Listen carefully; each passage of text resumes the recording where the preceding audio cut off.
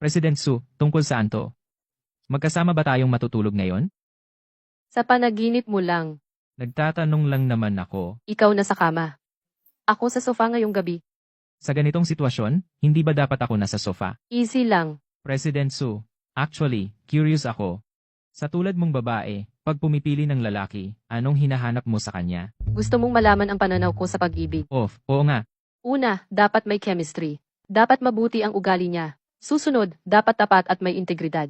Hindi dapat parang, basta, hindi dapat babaero. Base sa sinabi mo, madali kang ligawan, President Su. Hindi naman.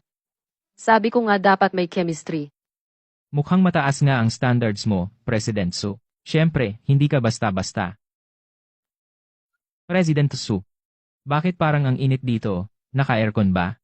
Hindi, parang medyo masikip din ang pakiramdam ko. Amoy insenso ba to? Nilagyan mo ba ako ng gamot? Nasa harap mo lang ako buong oras. Bukod pa roon, kung gusto ko talaga kailangan pa bang lagyan ko ng gamot ang inumin mo? Baka sila kuya at ibang kasama. May halong gamot ang inumin natin. Imposible. Di naman sasaktan ni kuya tayo. Baka si Liu Manhua na naman. Tatawag ako kay kuya. President Su, nakalock na ang pintuan mula sa labas.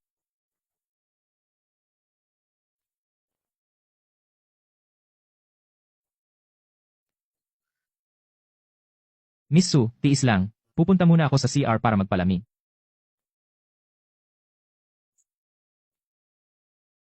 Para lang hindi ako hawakan, mas pinili niyang ganitong paraan para saktan ang sarili niya.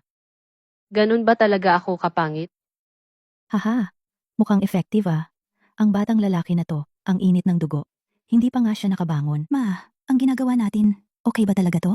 Nilagyan natin ng pampalakas ng aromatherapy. Tapos sinara ang pinto. Anong masama doon? Mag-asawa na sila. Legal na silang kasal.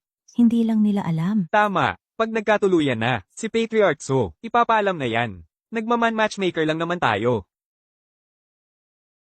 Si Ning Xue, napasama pa sa matandang ganito. Hindi ko alam kung swerte o malas. Ate ko, si Ning Shu, hindi ko alam kung anong misunderstanding niya sa asawa niya. Gusto niya talagang makipaghiwalay. Pinapunta ko siya sa bahay mo. Ikaw na bahala mag-set up sa kanila. Huwag kang mag-alala, Kuya Su. Pagdating nila, mamaya sa kwarto nila, lalakasan ko ang lagay sa aromatherapy. Basta magkatuluyan lang ang magkasintahan, kahit may misunderstanding. Maayos na yan bukas. Kuya, kayo. Alam kong marami kayong tanong. Balik na lang kayo at tanungin si Pipa. Lilino lahat ng yon. Alis na kami.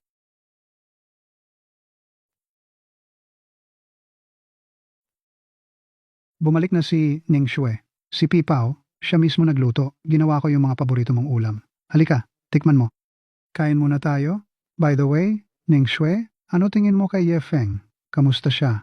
Alin na Yefeng? Hi. Yung dating asawa mo at yung bodyguard mo ngayon parehas ng pangalan. So, sabihin mo, ano impression mo sa kanila? Si Yefeng na minadaling kasal, walang responsibilidad na walang kwentang lalaki. Tungkol naman sa bodyguard ko, kahit gets niya ako at mabait sakin. Ako, si Suning Xue, may prinsipyo ako. Hindi talaga ako tatanggap ng lalaki na may asawa. Subordinate ko lang siya. Walang pag-asa sa aming dalawa. Sa mga nakaraang araw, pinahanap ko na agad ito. Walang daya si Ye Feng kahit kailan. Aling parte ba talaga ang nagkaproblema? Bakit kaya ganun kalalim ang hindi pagkakaintindihan ni Ning Xue? Mukhang malalim nga ang galit mo sa dalawang Ye Feng na yan. Lolo, huwag kang sumabat. Hayaan mo akong magtanong. Sabi ni Lola Tang, ikaw raw ang nagplano nito. Hindi ba mas lalo lang naging magulo ang sitwasyon? Ayaw na niya sa kanilang dalawa ngayon. Pag sinabi ko pa na iisa lang pala ang taong yon, baka mas malamang na lalo siyang makipaghiwalay kay Ye Feng. Hindi ko pa rin ito masasabi sa kanya. Kailangan ko pa ng oras. Tibayan mo muna ang loob mo ngayon. Oo, ako ang nagplano. Matagal nang gusto ni Liu Manhua na guluhin ka. Sobrang nag-aalala talaga ako sa'yo. Sa isang iglap ng kabiguan, tinawagan ko si Lola Tang. Gusto ko sanang ipares ka sa bodyguard mo. Bago ka pa bumalik, pinasilip ko na siya. Matuwid at maaasahan siyang bata. Pwede siyang pagkatiwalaan at Ye Feng din ang pangalan niya. Siguro ito na talaga ang tadhana. Nakatadhana na siguro ito. Lolo, sobra na ito. Dati, pinilit mo akong ikasal sa isang delivery boy, tiniis ko pa yun. Pero ngayon, nilagyan mo pa ako ng gamot para pilitin akong mapunta sa isang bodyguard. Totoo ba talaga na lolo kita? Ning Xue, nagkamali si Lolo. Kung gusto mong magalit, magalit ka lang. Gusto mong saktan, sige lang. Huwag mong kimkimin lahat ng nararamdaman mo. Kasi kung gusto mo mang sigawan si Lolo mamaya, baka hindi mo na magawa. May bukol sa puso. Inalang malignant. Lolo, kailan pa nangyari ito? Bakit hindi mo sinabi sa akin?